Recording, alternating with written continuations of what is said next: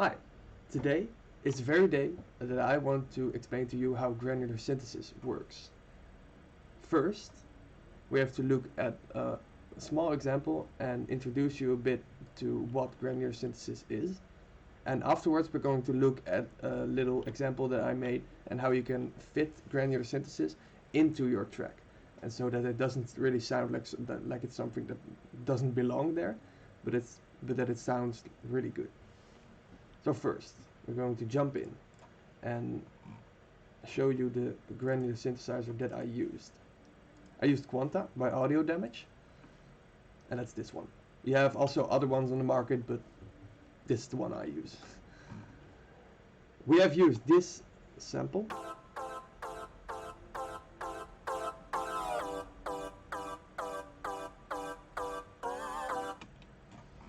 If you pick up that sample and drag it into your granular synthesizer, like here, you just pick it up and drop it in here, you can do really cool stuff, because then it sounds like this.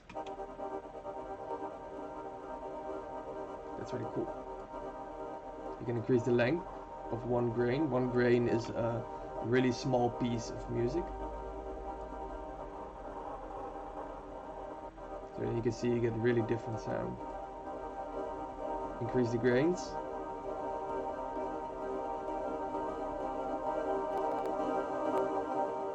Also really cool. You have the randomize knob, so you can randomize the length that one grain has, and you can randomize the position, and you can adjust the position. Because if you adjust the position, it's going to take another grain from the same sample. And if you randomize that, it's going to randomize which position it's going to take inside this area. It doesn't really sound nice, but it can do it. Most of the time it does sound cool.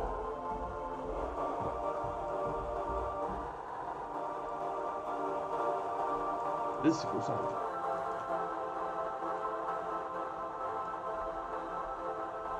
Alright. So that's the basics of the granular synthesizer. Then, if we're going to take the same sample and listen to a thing that I made, it's this.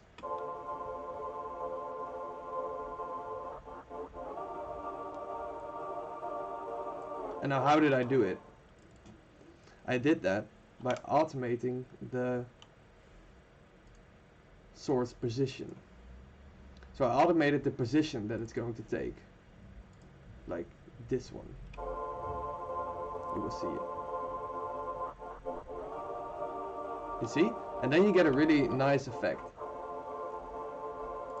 And one big tip for if you want to make granular synthesis work inside your track and not like sounding like it's something silly, you need to pick a sample in your key.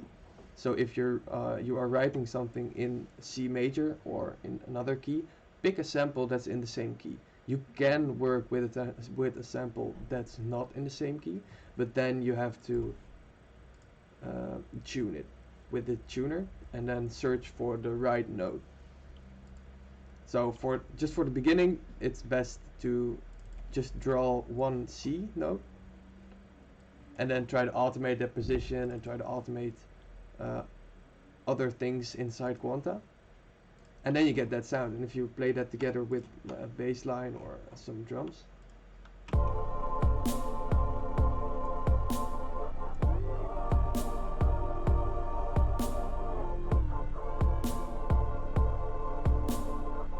it sounds a bit abstract, but it's also really cool. So that's Quanta in a nutshell.